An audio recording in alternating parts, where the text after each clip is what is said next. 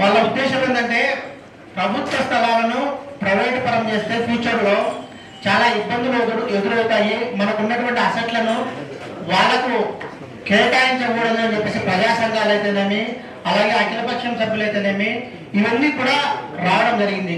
కాబట్టి దయవుంచి ఇటువంటి సున్నితమైన సబ్జెక్ట్స్ మీరు పెట్టేటప్పుడు ఒక్కసారి స్టాండింగ్ కమిటీలో కానీ లేదా గౌరవ సభ్యులతో డిస్కస్ చేసి పెట్టినట్టే మనకు బాగుండదు. ఒకవేళ మీరు రద్దు చేసి ఉండకుండా మా యొక్క గౌరవ సభ్యులందరం కూడా దీన్ని ఏకాభిప్రాయంతో వీటిని తిరస్కరిస్తూ, దీంతో పాటు గతంలో మనము పాత మున్సిపల్ కార్యాలయానికి సంబంధించి సాయిమౌడ వాళ్ళకు టెండర్ ఇవ్వడం జరిగింది. ఆ ఫైల్ దాదాపుగా 10 సంవత్సరం నుంచి కేవలం కోర్టులో ఒక ఆర్పిటిఐను ఫిక్స్ చేసుకుని ఆ సైట్ ను ఫైనల్ చేయమంటే కూడా మన కార్యాలయం 10 సందర్భాల్లో నేను కూడా జనరల్ బాడీ మీటింగ్ లో మాట్లాడడం జరిగింది. కానీ ఇంతవరకు ఎందుకో దాని మీద డెసిషన్ తీసుకోలేకపోతున్నారు. దయవుంచి మన టైంలో అన్నా మీరు ఇమీడియట్లీగా ఆ పాత మున్సిపల్ కార్పొరేషన్ సంబంధించిన సాయిమార్యానికి సంబంధించిన ఫైల్ తీపిచ్చి ఆర్బిట్రేటర్ను ఫిక్స్ చేసే విధంగా ఒక తీర్మానం కావాలంటే మేము చేస్తాము. దాని ఇష్యూని కూడా తొందరగా క్లోజ్ చేసి రాబోయే కాలంలో కూడా వీటినంటే కూడా మనం ప్రభుత్వం నుంచి నిధులు తీసుకుని వచ్చి ఈ స్థలాలను డెవలప్ చేసే విధంగా ప్లాన్ చేసుకోవాలని చెప్పి మా గౌరవ సభ్యులందరూ కూడా ఏకాభిప్రాయంతో దీన్ని తీర్మానం చేస్తున్నాం సార్.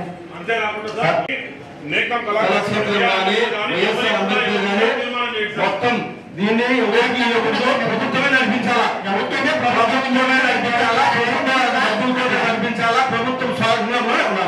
ఓకే, ప్రైవేట్ వాళ్ళకు ఒప్పుకునే పరిస్థితి లేదు.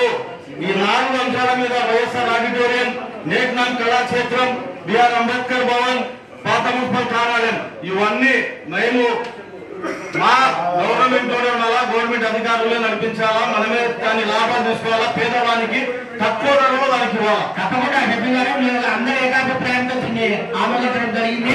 భవిష్యత్తులో కూడా మరొక చిన్న మన మార్చుపల్లి అవి కూడా అనేక అర్థమైంది. దాని మీద కూడా మీరు దృష్టి పెట్టి, ఎందుకంటే మనం ఇవన్నీ మనం ఇప్పుడు ఉండేదాన్ని ప్రైవేట్ పరంగా ఉన్నాం, మన ప్రాపర్టీస్ కూడా మనం కాపాడుకోలేకుంటే రాబోయే కాలంలో మనకి ఏం మిగలదు సార్. మనం కూడా పీపీపీ మోడ్లో వెళ్ళిపోవాల్సి వస్తుంది సార్. అంటే గతంలో చూసాం మా డివిజన్ లో కూడా మరుగుదొడ్ల స్థలాన్ని కొద్దిగా ఎవరెవరో డాక్యుమెంట్ తీసుకొచ్చి చేయడం జరిగింది. దాన్ని ఫినిషింగ్ చేస్తుంటే మనం ఆల్రెడీ డాక్యుమెంటేషన్ క్యాన్సిలేషన్ పెట్టా కూడా వాళ్ళు రిజిస్టర్ ఆఫీసులు క్యాన్సిల్ చేయడంలా, ప్లస్ వాళ్ళు మనం ఫినిషింగ్ చేయాలంటే దౌర్జన్యంగా దాన్ని తొలగించే కార్యక్రమం జరుగుతుంది. కొంచెం దీని మీద ఇన్సిస్ట్ తీసుకొని మన ఓపెన్ సైట్స్ కానీ ఏవైతే ప్రభుత్వ స్థలాలు ఉన్నాయో వీటన్ని కూడా ఎంఆర్ఓస్ కు మీరు ఇమీడియట్ గా రాసేసి దీని మీద ఎంక్వైరీ చేసి వీటన్ని కాపాడాల్సిన బాధ్యత తెలియదు.